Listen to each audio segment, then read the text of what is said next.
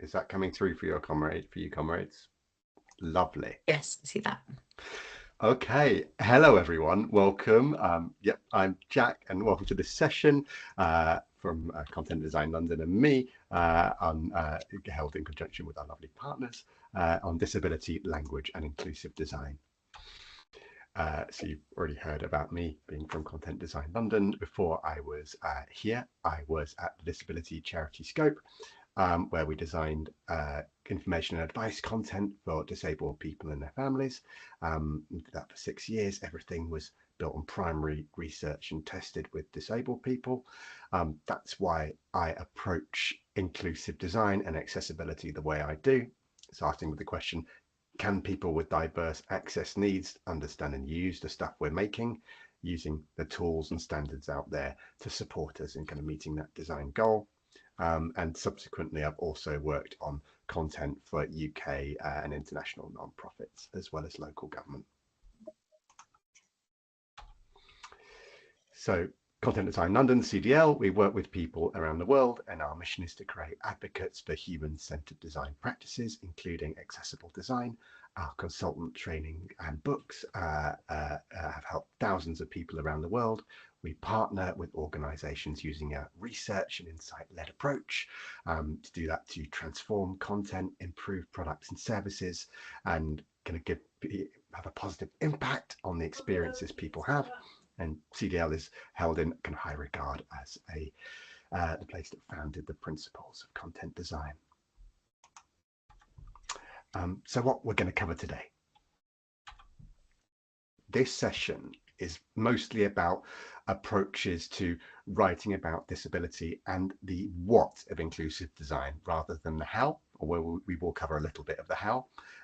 Today we're going to focus on the social model of disability and also look at a person-first approach, look at the limits of medical and legal approaches in inclusive design, and talk about why listening to disabled people is so important and how to get started in kind of doing that in your design workflows. And then at the end, we'll talk about some fundamental techniques for accessible content. A bit of housekeeping. Please make yourself comfortable, get a drink if you haven't got one already, get involved, and yeah, please ask questions in the chat, both of me. I'll pick those up at the end, but please also talk amongst yourselves because that community aspect is really important and will help to lift this session. So not so much a disclaimer, it's a bit of context, like what we're learning today will be useful. And I hope for a while yet, but the language that people have used to talk about disability has always changed, and it will change again, and that's a good thing, and we should embrace it. That said, let's start with the social model of disability. If anyone is familiar with that, please or has never heard of it at all, please mention in the chat. If you're already applying those principles in your organization, please again let us know. Rules can feel reassuring, and I will, especially to content people, we love rules. I will talk about how these approaches handle language, but the way they can shift the focus of your work is probably the most valuable thing. And that can be as a designer, as an influencer, or a leader at your organization. You might be wearing all of those hats or just one. I'm going to start by talking about the social model. That's the one applied by the UK disability charity Scope. And the social model uses what's called identity first language. In the UK, the social model of disability is widely used by disability activists and people using a design justice approach. It's widely used, not by everyone. People are different. It's a way of looking at the world developed by disabled people with its roots in the disability rights movement. But broadly, the model says that people have conditions or impairments. Those conditions means that they have access needs, and it's designed decisions that disable people when those access needs are not met. So here, disable is a verb. It is something that we, society, do to people. As an inclusive design tool, the social model does a really important job. It's not just about language, although language is often the part people notice most. It shifts our focus as designers. The social model focuses on the barriers that exclude people. And it makes us face into our discomfort because it's us, society, the decisions we make, the things and systems we design and reinforce that disable people. So the social model is why, if you're designing content in the UK, you should probably write disabled people rather than people with disabilities. That's the identity first language. And it's almost also why you should almost certainly not use euphemisms like differently abled. Those are usually a way for non-disabled people to avoid feeling uncomfortable, but dismantling barriers that exclude disabled people means that we have to want to see them. And that often means that as designers, we have to face into our discomfort. That's part of the job. And now we're going to look at another approach, the person first language. So with person first language, you start with the person and then you talk about their condition. The intent behind that is to see a person before you see their condition. And it is a chance to think about how you could be othering people. So if you start writing about disabled people as they a lot, think about why and if there's a way around that. And that's why people who use a person first approach will talk about being a person with a disability rather than as a disabled person as you would if you're applying the social model. So those are two different approaches. What should we do? That's a lot of information. And you all want to do the right thing, which is lovely. That's why you're here. But how do we reconcile these things? And the answer is by applying a lot of good fundamental content design practices. So one, research your audience's language. How do people write about themselves? Two, test your content, products and services. For content, you can start with basic tests like a highlighter test. And if you're comfortable doing that, you can move through to something like scenario testing, which are possibly more reliable for understanding, checking understanding. And while you're doing these things, if people find your content offensive, if you've created a situation where they feel safe, they will tell you, and all you'll have to do is listen. And finally, I'd say, please don't correct people talking about their own lives. We don't want to be the language police for this because it's not a good look. I would suggest that you can use both approaches at the same time to reshape your design intent and focus. So find barriers, find out how you're excluding people in your existing product or service, or if you're running a discovery, a greenfield discovery, make sure your research includes the barriers disabled people face in the problem space you're researching. Center the person and universal needs. That includes dignity, joy, and privacy. So, for example, do not make people share personal or medical information when it isn't necessary, and it usually isn't. There isn't one official way to show you're disabled. And again, you should use a trust-based model that does not force people to share unnecessary personal information. If there's anyone using a trust-based model for their service online or in person, please let me know in the chat. I would love to hear from you. Equal dignity. So to use an example from physical services, making people wait outside in the rain and ring a doorbell for assistance, so something like a ramp or for someone to open the door, is not dignified or joyful. And there are digital versions of this as well. So for example, publishing content just in a PDF and making people contact you and wait for an accessible version. We can do better than this, and it's not okay, and in some situations may not be legal. Make your service inclusive. When you know about barriers excluding people, you can start to think radically about how to remove them. Big clue, even if most of the touch points in your service are digital, that may mean providing alternatives to make a truly kind of inclusive service. There are lots of dimensions to inclusive design. One of these is accessibility. A service is accessible when people with diverse access needs can use it. So my next instruction is to focus on access needs and how they shape people's lives. Conditions can affect a person's ability to see, hear, think, and move, and these conditions affect how people use content, products, and services. So, for example, someone might use a tablet at very high magnification. People might use captions or for video or audio content, using a keyboard to navigate on a computer, so not using a mouse. Text-to-speech, a screen reader. That's probably not a new idea for a lot of people in the audience, but I would like to append that that might be specialist software, or it might be a built-in one, something like VoiceOver on iOS or the Android equivalent. It may also include, particularly for energy limiting conditions, the need to lie down or take breaks.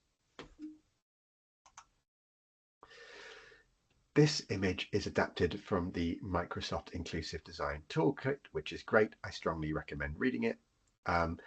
Conditions can affect any of our senses. Conditions can be permanent, temporary, or come up in particular contexts or situations. So what we've got here is touch, and the permanent condition here is having one arm. So if you've had an arm amputated or you were born without an arm, then that condition is permanent. A temporary situation could be having a broken arm in a cast. And if you've ever held a baby, you know what it's like to be in a situation where you do not have full use of both your arms. The parents, carers, and committed supporting relatives will know what I'm talking about in the audience. Broadening this out into sight and hearing. For sight, a permanent condition may be one that will make you blind. In the UK, and context specific, if you have access to medical care, a cataract might be temporary. The example they've used in this one for compromised sight situations is driver. I'm not a big fan of that because I don't think drivers should be using other products while they're driving. But kind of a more less tastic example might be using a screen in direct sunlight, or losing your glasses. I'm pretty useless without my glasses. I have to hold my phone about here. Let's look at access needs in an example. So this one's about me. So I have a condition. I am deaf in one ear. I have a hearing impairment. My access needs are I need to meet online where I can control my environment, or if I do meet in person, I need a room with no echo.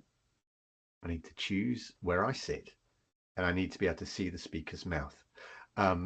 This usually means that I'm not disabled. I'm not disabled now at this online event, and I almost always pass as non-disabled, even when I am being disabled, unless someone really needs to test me on whether I've heard what they've said or not. You can't tell that just by looking at me. Here's another example. So this person is an amputee.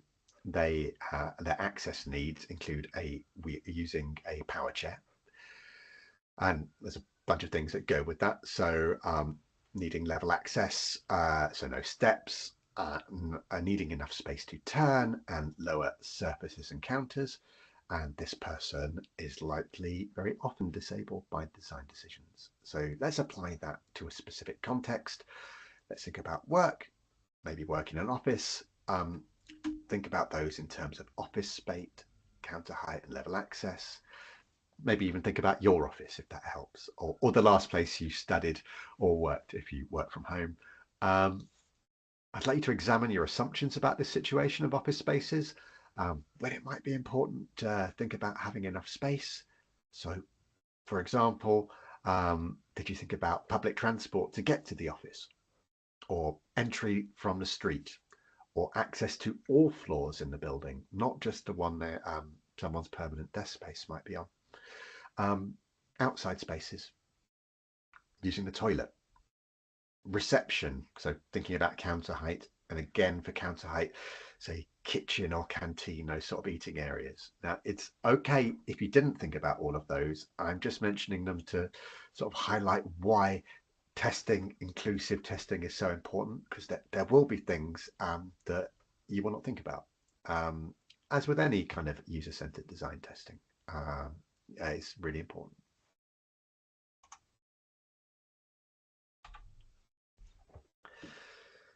And now I'd like to talk about ideas that are super popular but will not help you to do inclusive design, but they're quite insidious. They have a way of like worming their way into our implicit, into our assumptions and implicit decisions.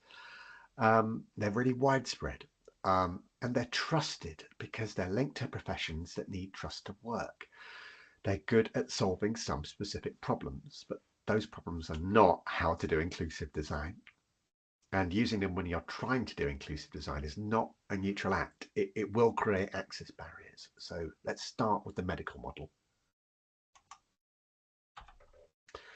The medical model says that disability lives in the body, that people need to be fixed. The medical model is good for getting some kinds of diagnosis and treatment. That's its strength, diagnosis and treatment. Not all conditions can be fixed, and the medical model actually sometimes doesn't work super well for energy limiting conditions or for managing pain. Learning to spot the medical model means you can stop it sneaking into your design decisions, and this means this will make you a kind of more user-centered designer and a more inclusive designer. Examples of the medical model sneaking into service design would be asking people to share that proof of diagnosis or something related, like receiving benefits. If you're working with subject experts who have a mental model that's aligned with the medical model of disability, you will probably need to advocate for your users and other design approaches if you're going to make something that's inclusive and accessible. The legal model is another widespread way of thinking about disability, but it's also really limited and exclusionary. The legal model is really good. Well, the job it does is at helping you to find out what your rights are. So in the UK, the Equality Act 2010 talks about reasonable adjustments to make products and services accessible. Reasonable adjustments do have quite sort of good brand recognition among people who self-identify as disabled, even if what they are and how people get them isn't super clear, particularly in some areas, say like public transport. You might hear people talking about accommodations, which is an idea that comes from the US legal system, but it's roughly equivalent. The law also covers minimum standards. So, for example, the UK Public Sector Bodies Accessibility Regulations 2018 or the European Accessibility Act. So those things between them cover public bodies and commercial organisations selling into the EU. The legal model of disability has quite stark limits when you start to examine it. So strict definitions, legal definitions exclude people. So for example, in the UK, if you were in a car crash and you could not use your arms for 5 months, you would not have rights under the Equality Act because of the length of time that affects you. You would not legally count as disabled, but you would still have very profound and real access needs during that time. Knowing what your rights are doesn't always help. If a bus driver refuses to make a wheelchair space available to you, and that's the only safe space you can sit, knowing you are legally in the right doesn't help you get on that bus, and asserting yourself in the moment may put you at risk, particularly, if you don't if you don't carry certain privileges which mean that your complaint is seen as valid. That's when an intersectional approach can come in really handy. That's not a privilege everyone has. The law is not accessible to everyone all of the time, and that's a function of time, money, and energy, which depending on your condition could be very limited. It doesn't even necessarily have to be related to your condition. Society is really hostile to disabled people, so having to fight those battles every day just may mean you don't have it in you in that time. And the law is the minimum. It's the floor, not the ceiling. And that's something we understand really, really well for other areas of human life. So like the Criminal Justice Act will deter you from assaulting your guests or employees, but it won't help you to throw a good party, and it won't help you to be a good employer. Similarly, thinking about accessibility just in terms of legal risk will not help you to make inclusive products and services. And your content can pass automated tests based on web content accessibility guidelines that are referenced by pieces of legislation and still not be usable for people with a range of access needs until you run inclusive testing. And those would be usability tests. Inclusive content and services. What does that mean? Let's break it down a bit. A service is something that helps someone to do something. Inclusive, there are lots of dimensions to inclusive design, and one of these is accessibility. As referenced earlier, a service is accessible when people with diverse access needs can use it. Let's work through an example. So most digital services are forms. This digital form is an example. It's an attempt to make an in-person service accessible, to make it inclusive for people with diverse access needs. That's a really good thing, but this is a bad form. I'm starting with a bad form because there are lots of bad forms, and because good people make bad things for good reasons all the time. The things that make this a bad form: it focuses on the condition, not the access need. It makes the person share medical information that is not needed to make to access the service. And the designer has assumed that they know what the person filling in the form will need. There's a drop-down list with a fixed number of choices. Obviously, that's a very limited number. The issue here isn't so much the number as the fact that it is fixed.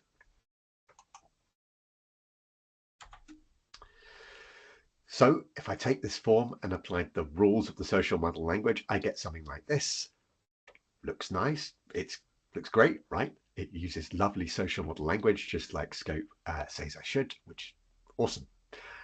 But it has not fixed the fundamental problems with this form. So starting with the title, reasonable adjustments is a legal term. People who self-identify as disabled may well recognize it.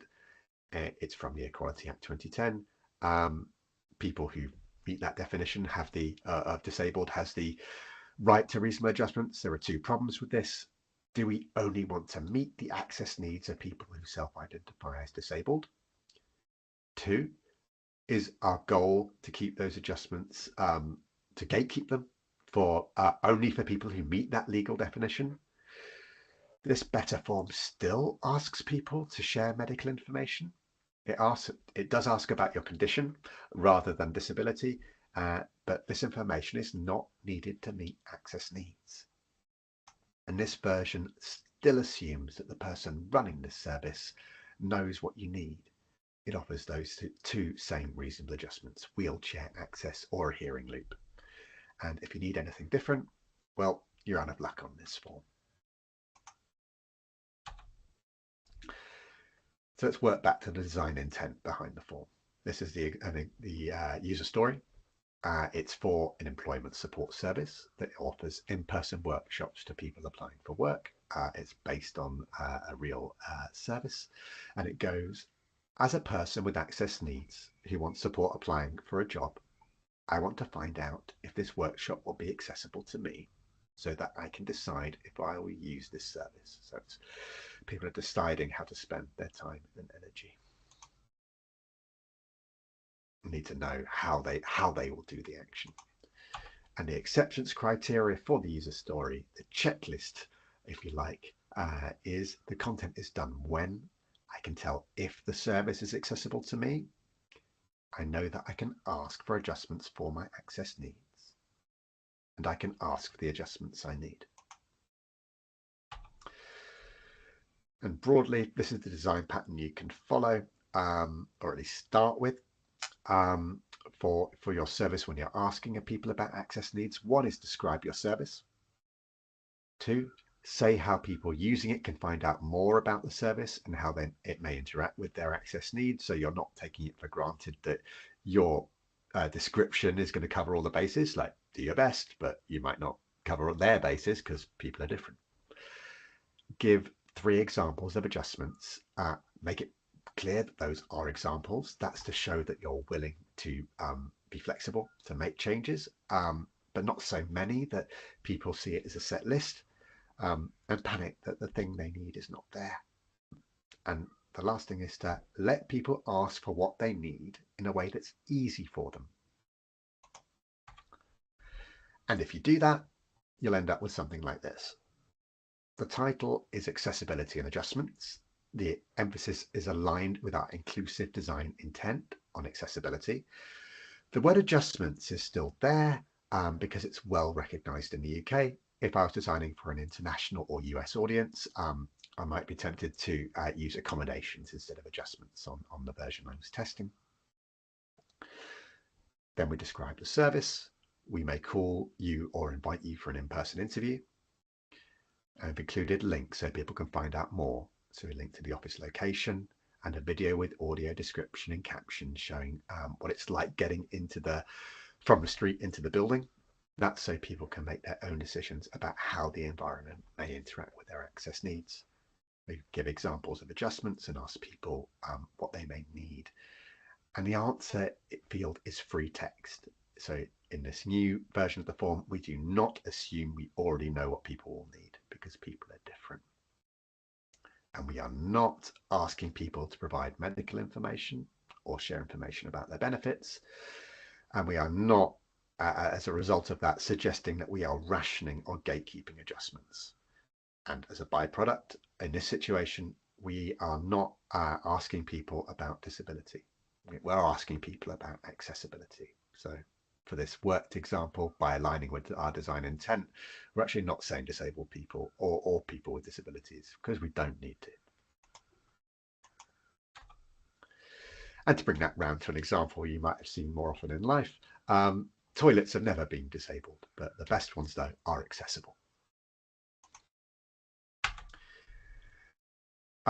Another part of this puzzle, a big one, is to find ways to listen and include disabled people in your design workflows. In design research and in life, if you're not sure about how people talk about their lives and themselves, find places where they do and pay attention. Social Model can be great for that. Subreddits, YouTube, Blue Sky is starting to pick up. I would have, until a week ago, recommended TikTok. I may yet still, jury's out on that for the moment. And failing that, ask people politely how they talk about themselves and how they would like you to talk. And think about if there's a way for you to shift the power in that interaction, in that relationship, so that people get to talk for themselves about themselves. Let's look at an example. So should you write autistic people or people with autism? Often people with the condition talk about it as being integral to their identity. They are autistic, and it's best to pass the mic to people who are living it. Sometimes parents of autistic children will talk about mourning the normal child they didn't have, as well as they'll probably talk about their child having autism, or that is at least quite common. Autistic people usually find this fairly offensive.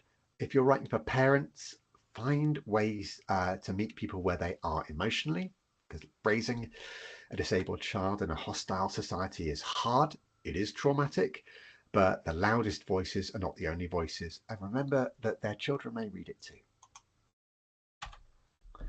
Another example, should you write deaf with a lowercase d, uppercase d, or talk about hearing impairments? And the answer is, favorite UX designer answer, it depends. There are lots of factors. How severe someone's condition is one of those factors.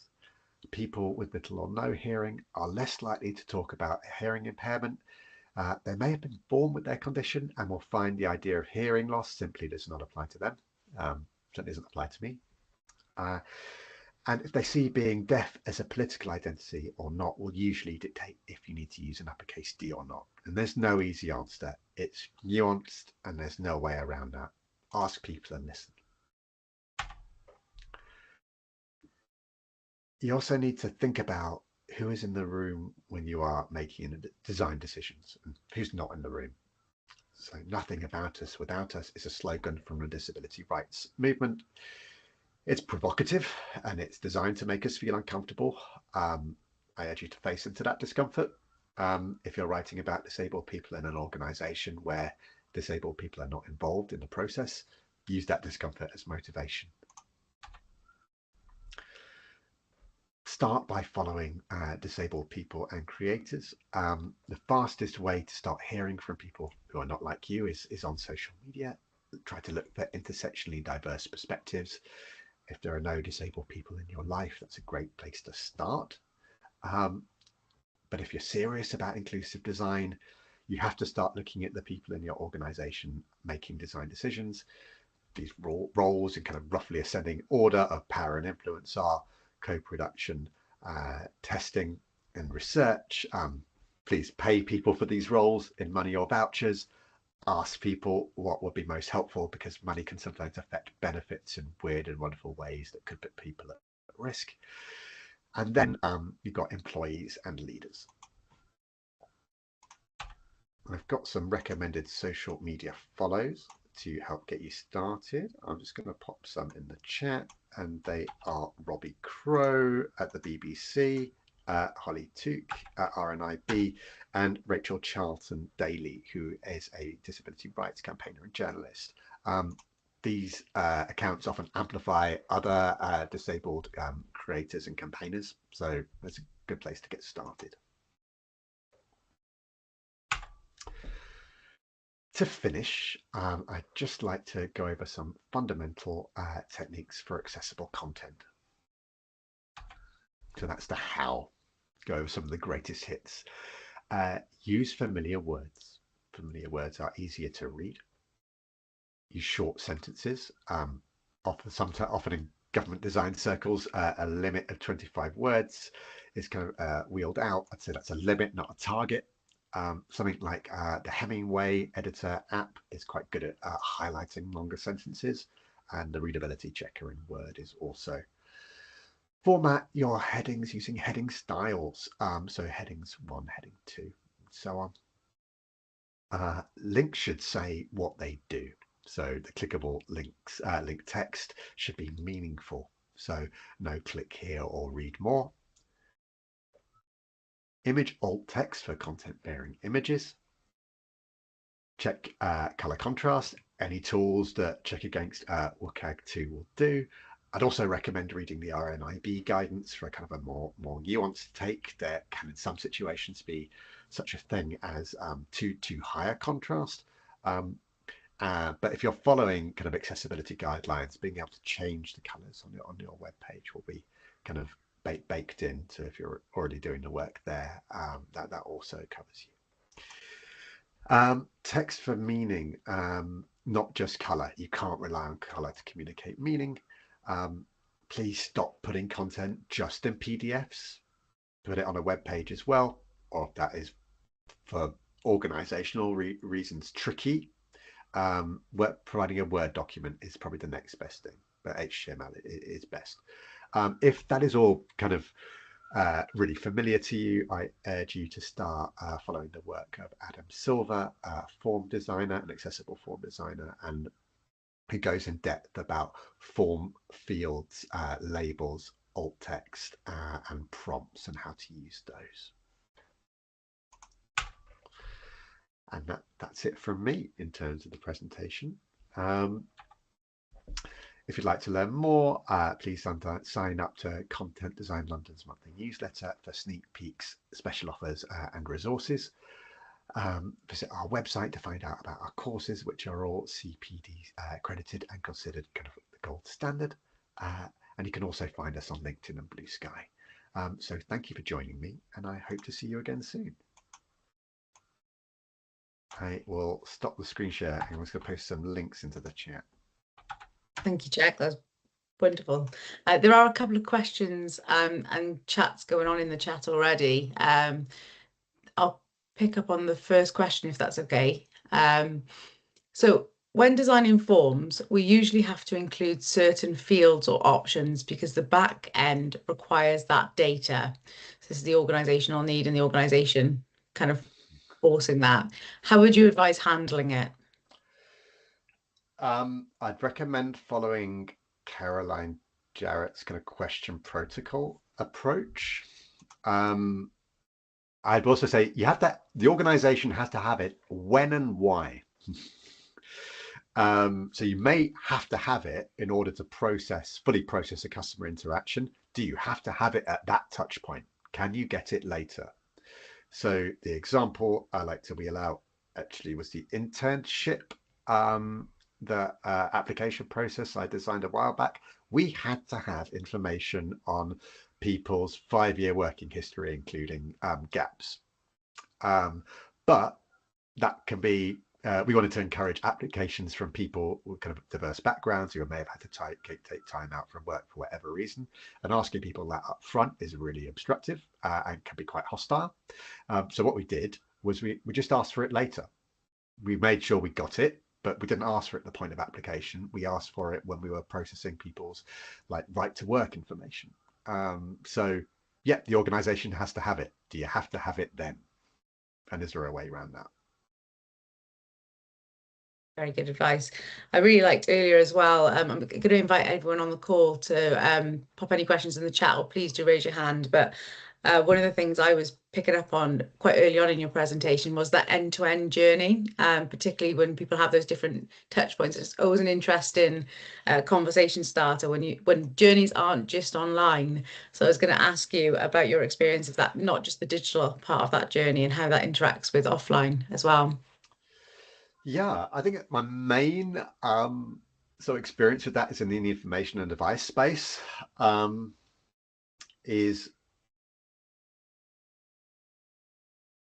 So you don't have to cover everything. Make sure there is an evidence base for you making that, and that can save you some grief. So for example, people may have real problems, and that may come up in your primary research, but they may not be problems they're solving online. So I'm thinking back to a situation where disabled people wanted to hire personal assistants to help them with kind of daily tasks. And there were many kind of rich and varied challenges that people had in hiring and keeping personal assistants.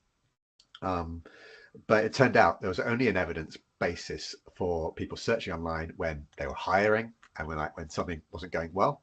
And so we did map out the whole journey, and it was important for us to do that. But in so doing, we realized that actually only a couple of stages of that were online. And that way we were able to make the information and advice easier to follow. Yeah, does that answer your question? It does, yes. It's so is that quite often other teams or other areas that hold the power over a different content as well, isn't it? Yeah. So it's an interesting.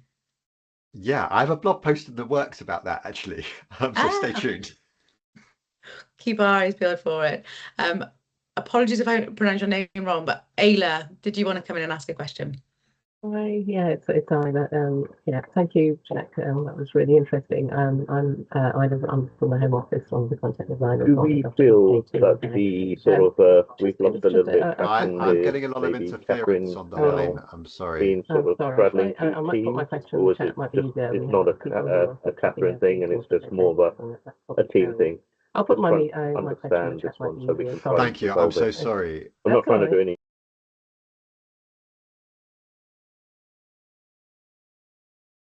It was difficult when there's background noise. While we wait for that question to come through, is there anyone else who would like to come in and ask a question?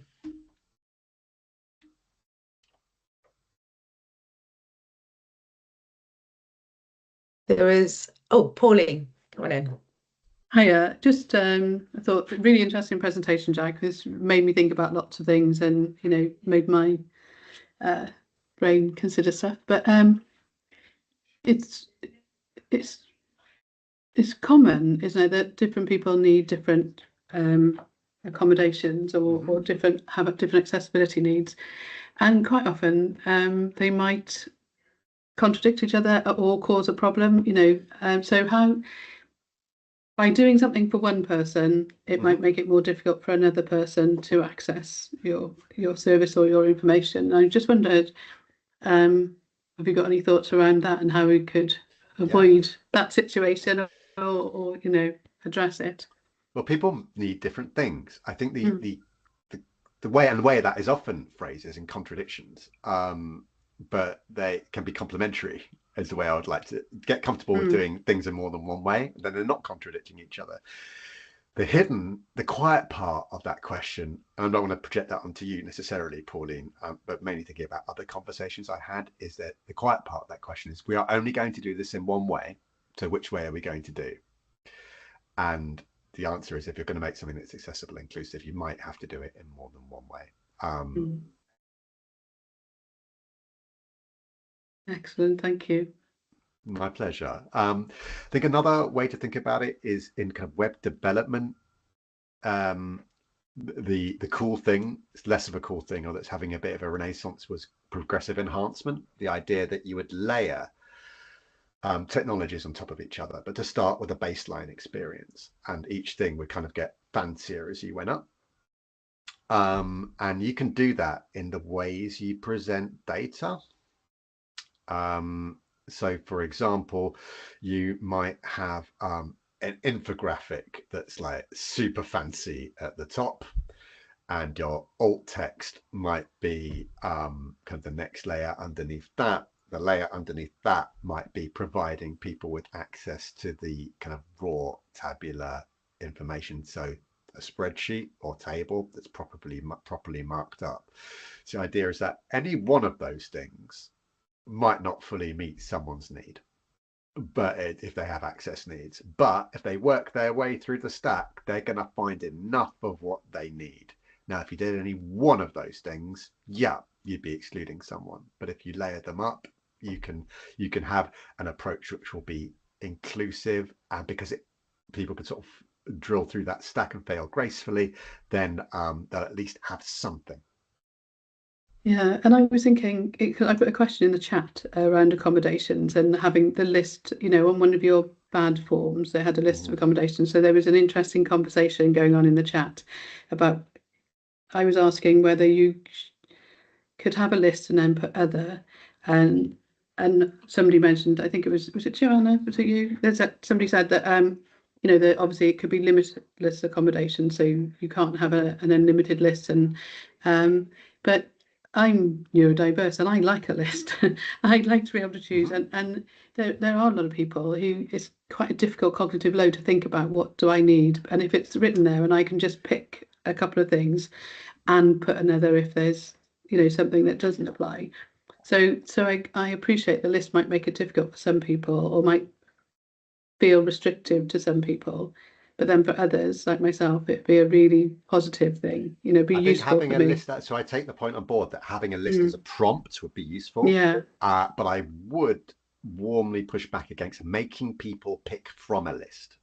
Yeah, no, just I suppose if you could pick and have that other box, you don't have to type it all down either, do you? So if you've got issues with, I don't know, spelling, dyslexia, it can be embarrassing.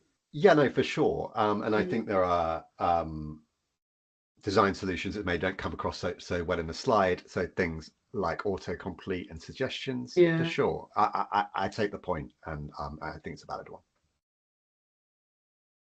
There's a lovely comment just in the chat then, which really highlights that, in terms of that's what makes these designs so interesting but also challenging. There is no one size fits all. No. That's great. I've got some more questions come through in the chat. So interested in the bits about rationing and gatekeeping. We monitor a mailbox where people email to request alternative formats, and we want to focus on those who have access needs. However, we get a lot of emails from those who want alternative formats or other purposes, for example, wanting a spreadsheet of our list of sponsor companies so they can sort them for marketing purposes. And we want to make sure we are prioritising those with access needs. Can we say, please only get in touch if you have an access need? Can you, or should you? Questions, can you? Yeah. Some people may genuinely find it easier to process a spreadsheet. How would you know?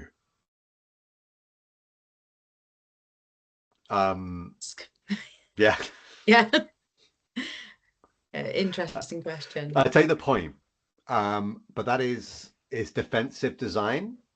You're defending your commercial interests and could in the process be excluding people. I mean, I understand that. Can I defend it as an inclusive designer? Probably not. Thank you. Another question coming in the chat. Could you signpost someone to the primary research on content design for neurodiversity? This person has expressed they have ADHD and find some of their own forms very frustrating. She was their organisation's forms. So I don't know of like a single resource that is condition specific. I mean, the hits still apply. So gov.uk form design principles are probably among the best. But like the field is developing all the time, particularly in terms, say, of numbers. Like there's Laura is running, I forget her surname, is running a really great podcast on accessible numbers at the moment. So it's always advancing. It's interesting. People often ask for condition specific resources. And I see why. And particularly if you self-identify and people want to do the right thing. It's interesting. So if I wanted to set myself up for like massive monetary success, I would pick a few conditions and say, here are the resources for this one condition. But I think that is also sometimes a route for the medical model to sneak in by the back door, and also does slightly feed into if you're designing for this one condition, that means you're compromising this other condition, sort of competition argument.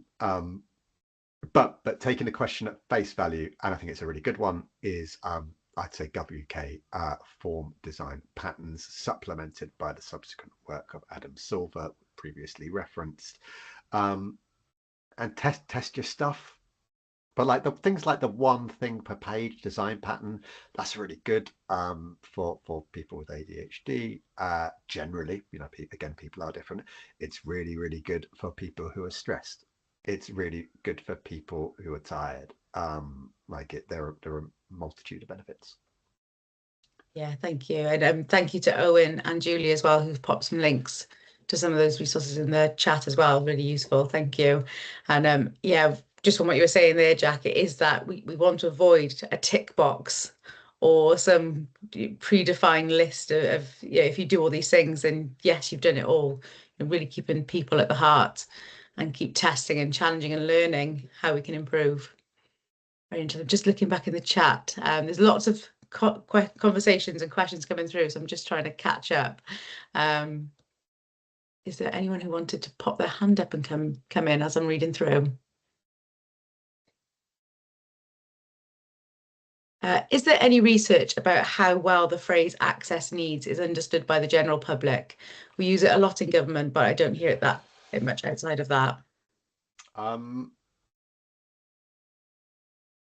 a good question. I don't know of any specific research. I would strongly suggest reaching out to user researchers who spend a lot of time in the space. Emma Thornhill, my colleague, is normally up for answering the question. She's senior user researcher at Scope. But I think it's context dependent as well. So it depends on the context. It's also like you can ask the same thing in more than one way. So access needs, do you do anything to help you get there on the day? And then again, reaching back to that design pattern, do you need a taxi? Do you need us to call you or send you a reminder text message the night before? You can find more than one way to say the same thing, and then you're not putting all your eggs in kind of one basket, one phrase. Absolutely, and it comes back to that, what's important to that person, isn't it? Understanding your users, what's important to them can help with those design decisions. Absolutely. I don't think I've missed any other questions in the chat. And please jump in if I have missed something. So there is one in the chat, which isn't Mike, it's Pauline. Hi, sorry again. There's one in the chat said, could you signpost me to some primary research on content design for neurodiversity? I have ADHD and some of our own. Oh, so you've said that, didn't you? Yes, yeah, we That's picked me. that one. You have. As soon as I read the second bit, that's my neurodiversity, not reading the whole thing. That's my ADHD there. Sorry, I thought you'd missed that, and I'm really interested in that myself, obviously from a personal point of view. Yeah, absolutely. And I think something for us to take away and look into if there's further guidance there. Brilliant. Well, I'll give Joanna, come in. Just a quick hand up. Yeah, no, I just want to say that for me, like something that I always try and keep in mind is that whether the person is disabled or not, like everybody's still got a user need. So just trying to actually like remember that they need to do the thing, and then you can step back and be like, okay, what blocks might there be to them doing that thing? But I think sometimes we get really like, especially in government or public service, like we start talking about all this kind of like jargon terms, and we almost like that's not, you haven't done that here today, Jack, just so you know that. But you know, when we're having the discussion about access needs and access rider, I've never heard that term before, so I actually don't know what that one means. But we can get lost in this kind of like clinical language around it, and it obstructs the like actual human process that's happening. And so for me, it's always just trying to remember to go back to that very basic language of like, what is the actual task they're trying to complete, and how can we help them to do that, I suppose. Yeah, that's a really solid point. I mean, all this stuff is deeply necessary, but it's also a way of solving the problem of disabled people being excluded from society and the design industry. Yeah, can people use your stuff? Can they do the thing? And if the people we were designing with and the people we were testing with were diverse, we wouldn't need this concerted effort. And we do need it, and that's because people are excluded. And just one other thing that I've come across a lot in various roles is, and it's evidenced here, like by people, you know, talking about their own conditions in the chat, and with you, Jack, as well, and with probably loads of people on this call, is just this kind of assumption that when we, in bracket, like with little quotes, are designing for disabled people, also in little quotes, and they're like separate, like whereas we need to remember like they are us, we have to say, if we've done a good job, we have disabled people in our organizations, they might be in our design teams. And so again, just for me, it's a thing to be mindful, because I know when I've tried to advocate for some accessibility stuff, it's so othering the way that colleagues talk about it. It's like, oh well, and you know, what blind person's going to want to read this 100-page document? And you're like, well, we have blind colleagues, so they are us. Yeah, and we want, you know, disabled people to work in policy. We need disabled people to work in policy. That's a really solid point. And the intersectional kind of implications of who we're excluding are massive. Like disability is one dimension, it's an important dimension, but we think about literacy levels, like very, very roughly, like almost half the population don't have sort of the equivalent of a grade, have a grade D or lower English GCSE reading level, and those are not the people who are in design teams. So like and that will intersect with disability as well. It'll be compounded by other dimensions too. That's a really good point. Thank you, Joanna, for that, because it is that we're designing for people, and actually accessible design makes it better for everybody. If it's inclusive, even those without those diverse access needs will find it better and it'll be easier for everybody. So absolutely. Very conscious of the time. Any last quick questions in for Jack before we wrap up? Open to the floor.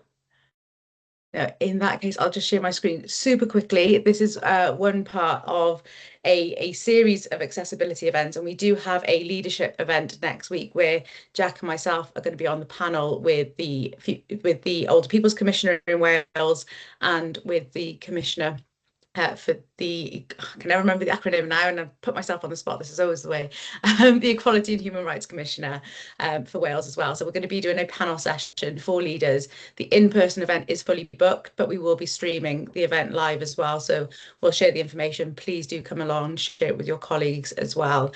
This really recognises that most of us on the call today are designers or interested in the content aspects, but there's a broader audience we need to share these messages with. So if you're interested in that event next week, please do sign up, and me and Jack will be there.